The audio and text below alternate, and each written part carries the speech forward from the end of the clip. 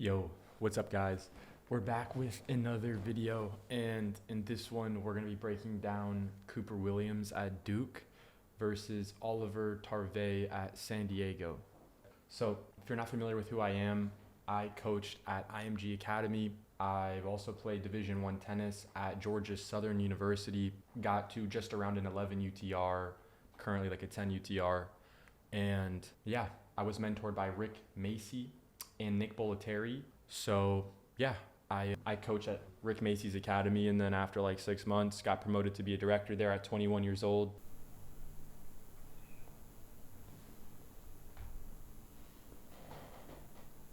Saw your pinned video on your account. How do you reach financial freedom?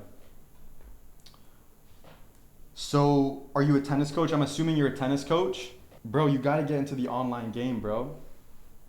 You gotta start figuring out how can you generate income online, right? Most coaches, they have to be out on court with their players for like 12 hours a fucking day, right? And you can do that. However, if you want the freedom aspect, time freedom and financial freedom, you're gonna want to actually, start your own fucking business, bro. But yeah.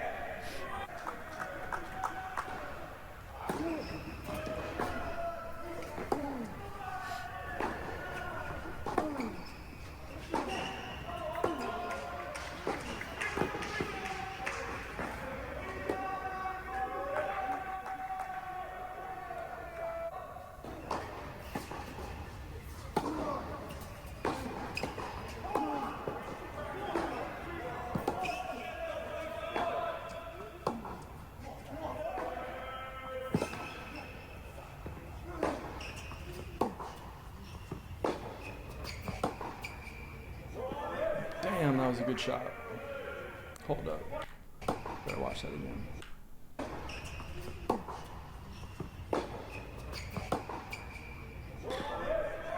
It's crazy. Crazy shot.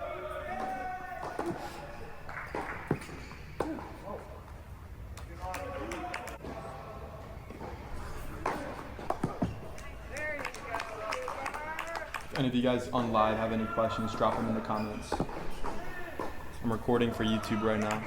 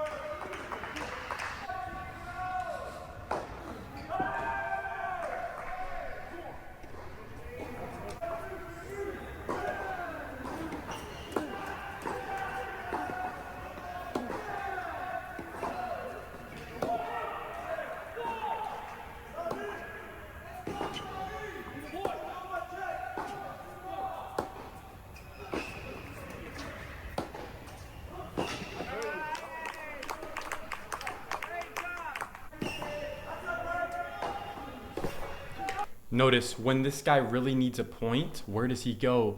He goes to his out wide serve. There's a reason for that, guys. There's a reason for that.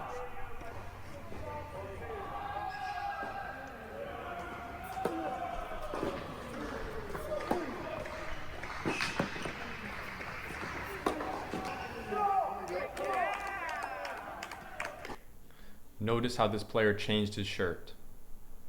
You lose the first set, change your shirt. Do something. Do something, guys. Do something to change the momentum.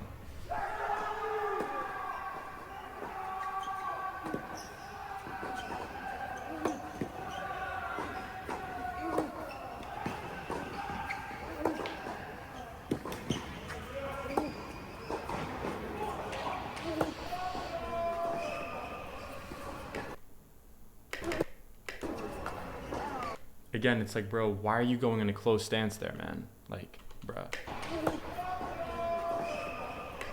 Like here, it's gonna do adjustment footwork like this, all this, but the neutral here has to be at least semi-open,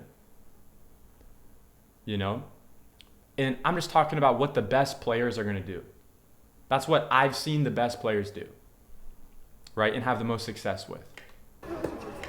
Any of these guys can make that shot, but my argument is just, it's gonna make it more difficult when you're in less of an athletic position.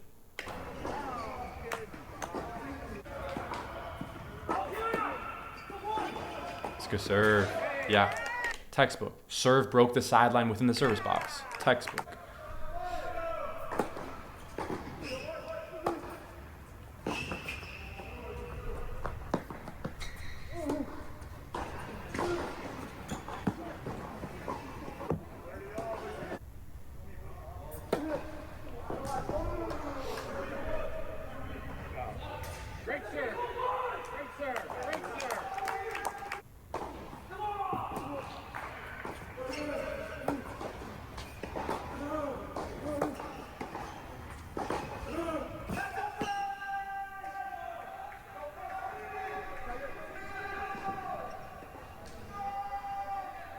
Let's go. Come on, man. Come on. Let's go.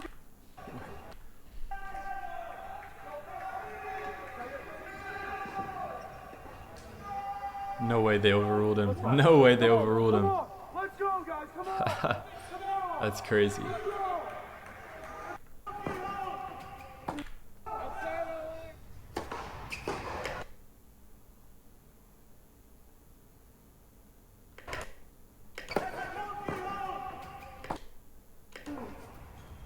Notice on that shorter ball there, he was still in the open stance.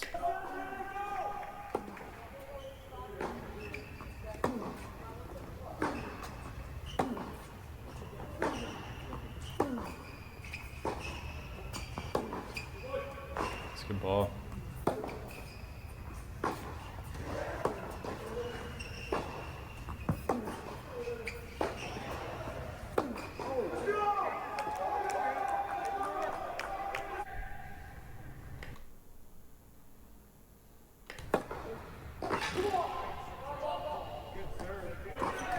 This guy's got a cannon.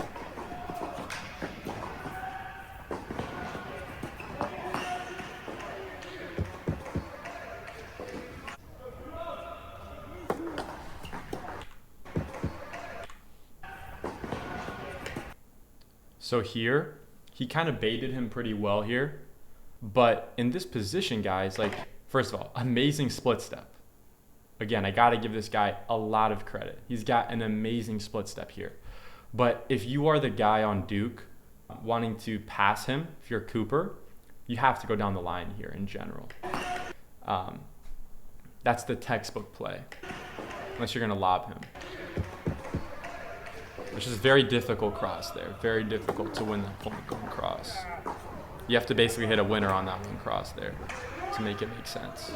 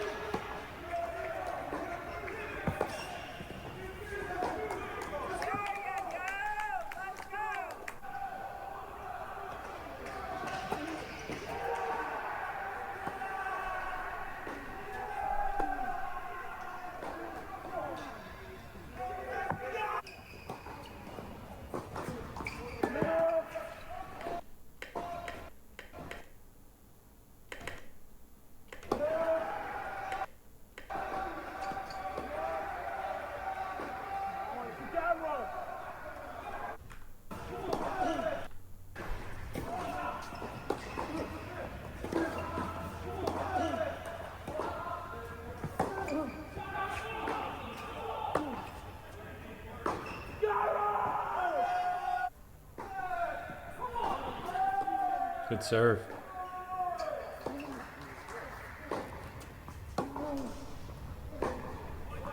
But it's like, bro, you got to do more with that serve +1. Like, it's a good serve. You get the short ball. You have to do more damage to this other side here. You can't hit that ball short, you know?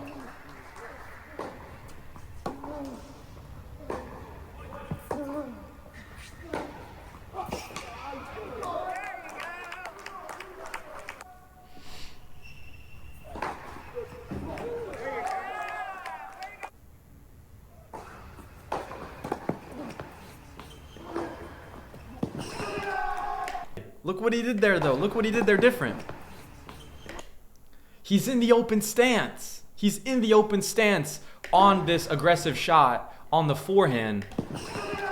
So look, I'm not saying that he has to do that every time. I'm just pointing out, bro, Cooper, you're hitting the best forehands of your life when you're in the open stance. So use the open stance more, right? It's because when you do it, you're amazing. You're the best when you do that.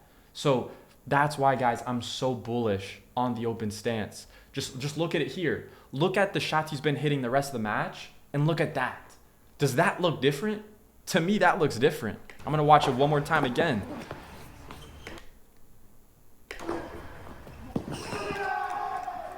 And I could be crazy, but, which I definitely am, but he never, bro, he's the first time he's done that the whole match, you know, which is shocking to me. It's like, how much more could you get out of this? Bro, what did he do here? Did he do that again? Great serve.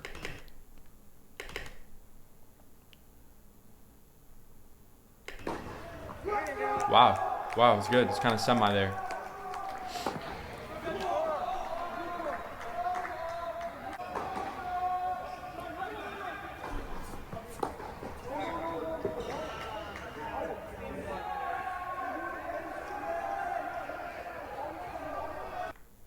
No, they got to replay that.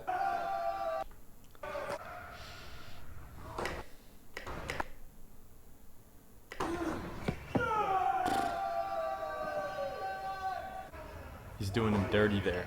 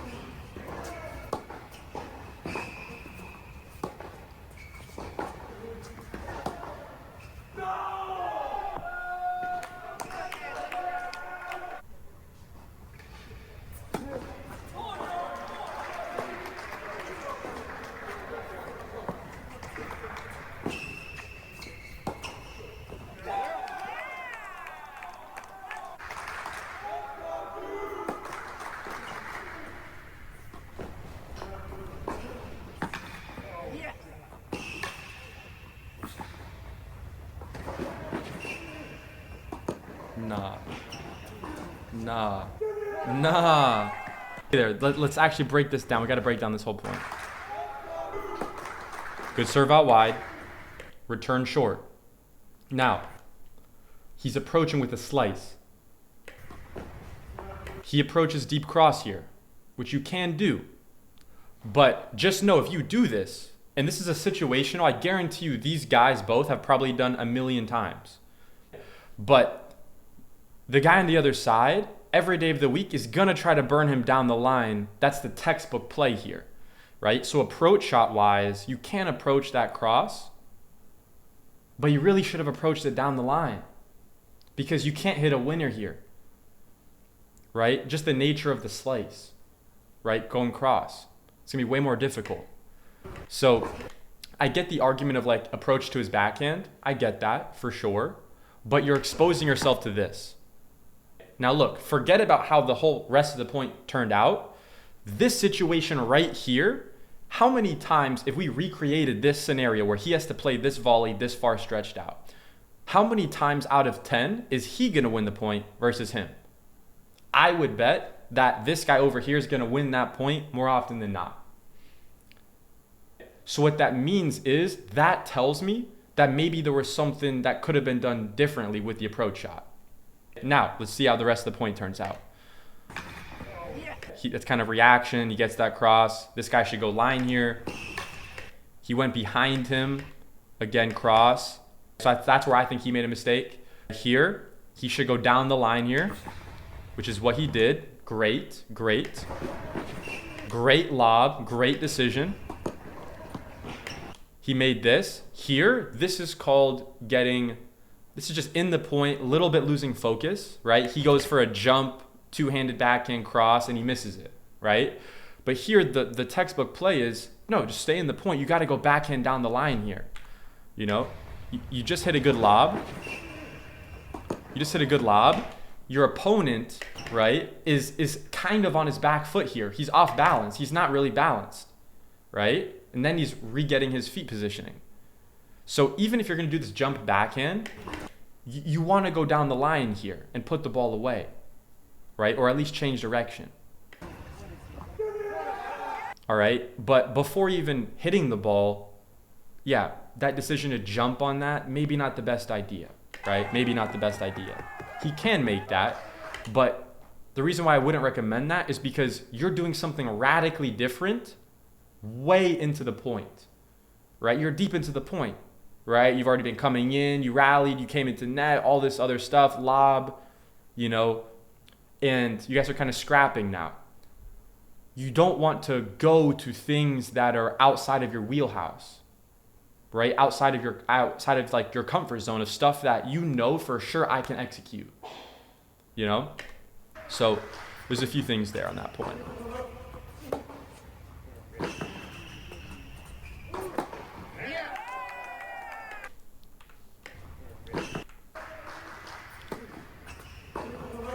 Serve +1, go into the other corner. He did enough damage with that cross-court ball, so it worked. It worked. Mainly because it was a serve +1.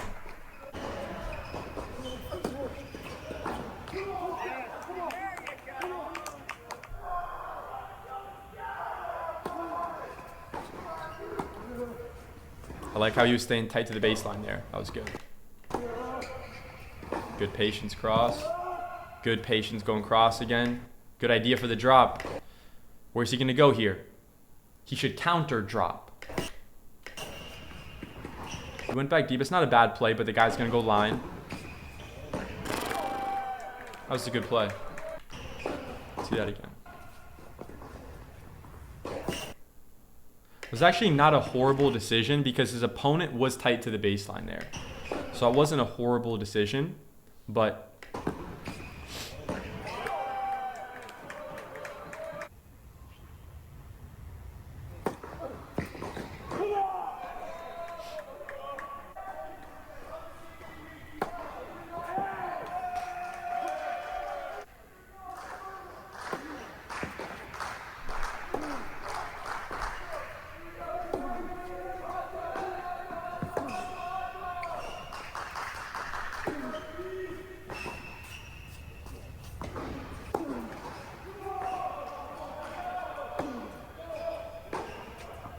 I like that open stance from his opponent. Oh.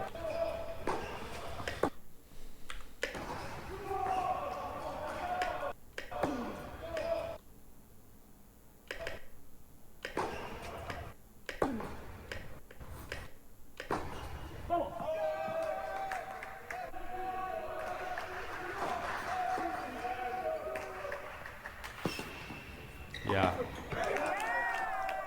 Way to approach line there. That was good.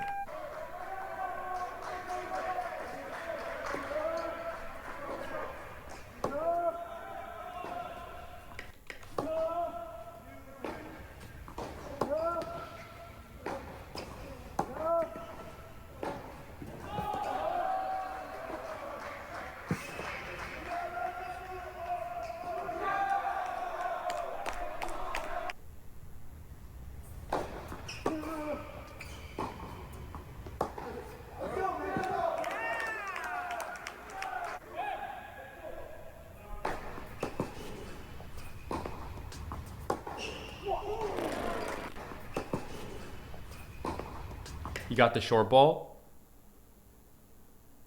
Wow. That takes a lot of confidence to rip the backhand winner here. Wow. I love that. This guy's got a complete game.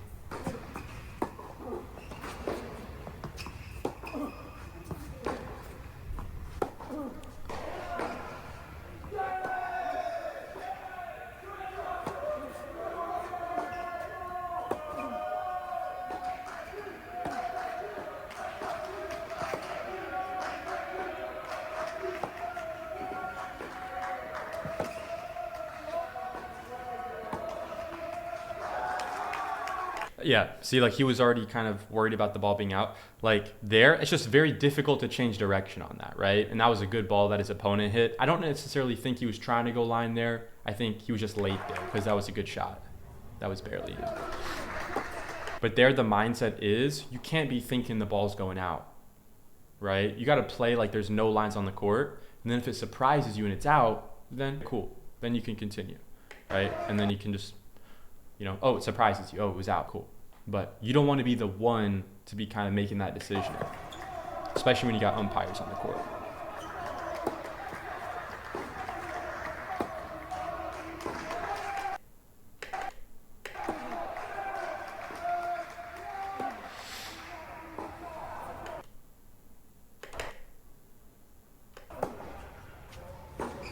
That's one, man. Come on.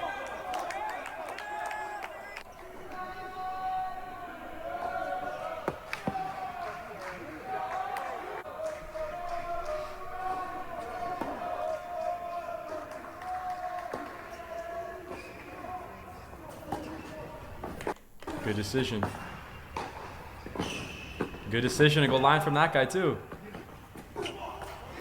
Good try. Even though he missed that, good target. I like the target.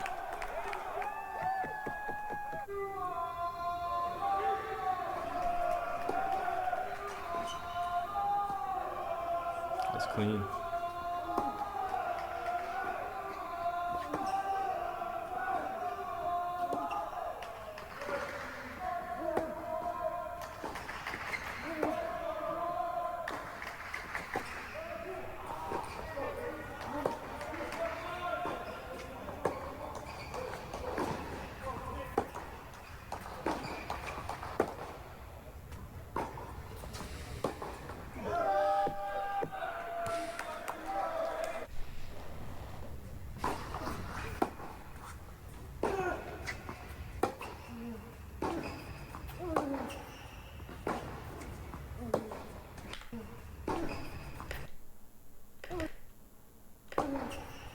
Love that open stance. Again, open there. It's good.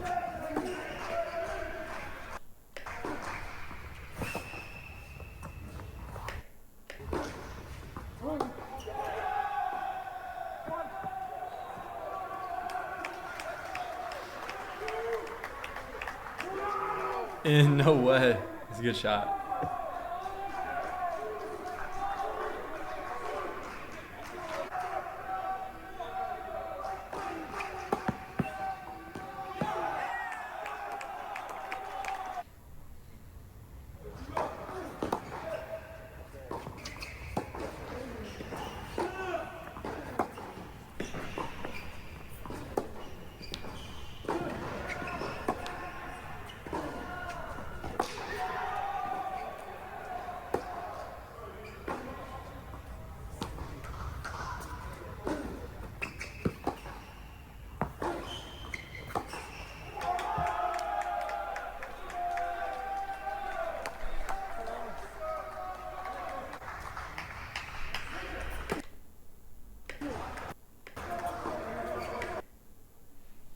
By the way, this guy Cooper right here, he's got a textbook backhand. He hits a lot of the ATP checkpoints. His right elbow gets relatively straight. His left elbow has bend in it, and it's a little elevated, and it's away from his rib cage. And if you look at the racket head, it's directly over his wrist, and it's vertical. So in any sport, whether it's tennis, baseball, golf, when the object is above the wrist, when you go into the swing, the object always moves significantly faster. And that's a timeless principle that's in literally any type of sport where you're swinging an object. So one thing that you can do to get some more racket head speed on your ball, technically, is make sure that you get your racket head to be more over your wrist before you go to the ball. And check that in your footage. Oftentimes, I see with lower level players, they drop the racket head way too early. So there's different ways to correct that, but it's more important to at first be aware of what you need to correct and what variable you can manipulate. But he's got a textbook backhand.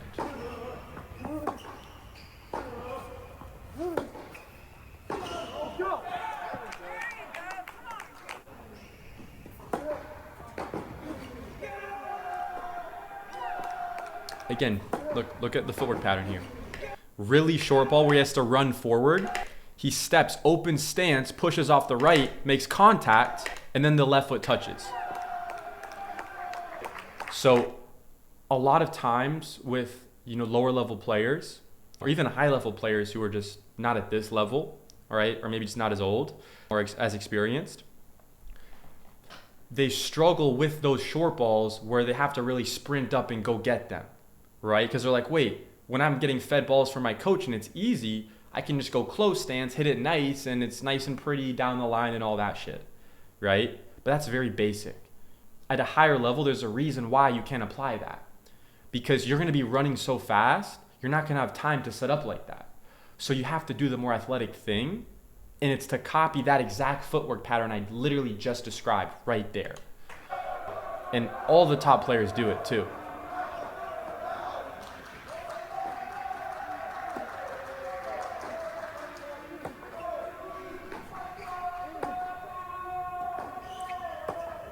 Love that open stance.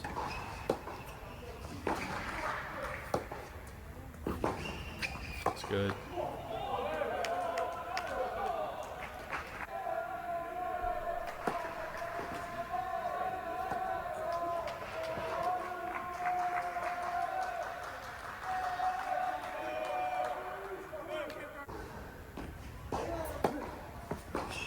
Let's go!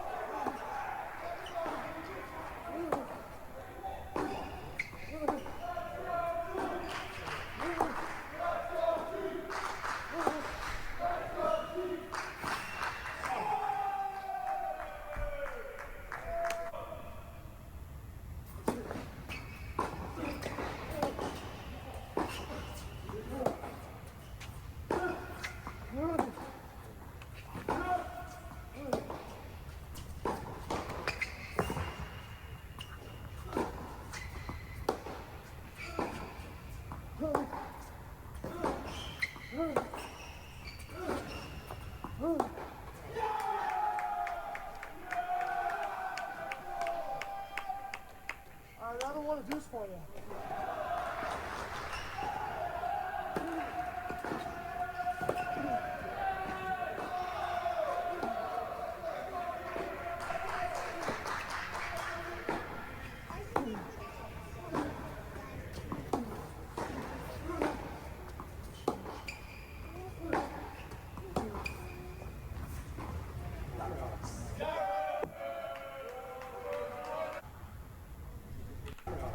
Was that a good idea to drop shot there? Like, forget about the miss. Look at it objectively. Did he have all the options on the menu? He has a lot of options, and it's not horrible to go for it. But the red flag is this guy hasn't been doing this all match. If this guy was already using the drop a lot and this is part of his game, whatever, cool, that's awesome. But at this point in the match, hasn't really utilized this earlier. Does he have all the options on the menu? I would say no.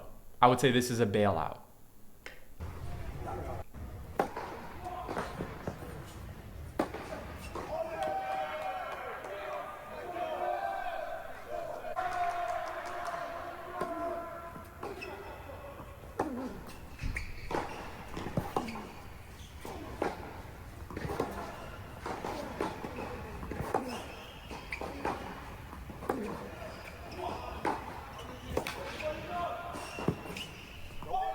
So notice that. Look what he did well there.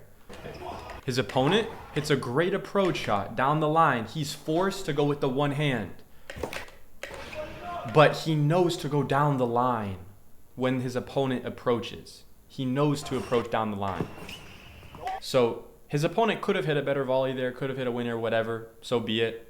So I don't care that he won the point. I care that he was in a tough position and he stayed true to the right target still. And then, oh, by the way, he was then rewarded for that. But don't look at the make or miss or the win or the loss. Look at the objective thing that the player either did or did not do. That's how you guys can improve.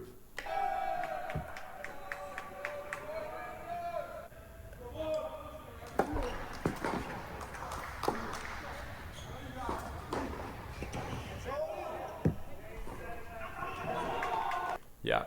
So that was a good match. I mean, Cooper put up a good fight there.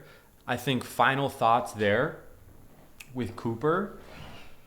I think he's got to find the open stance a lot more on his forehand. I would love to see how he plays if he sets it as a default. Neutral ball, my default is I'm going open stance or at least semi-open.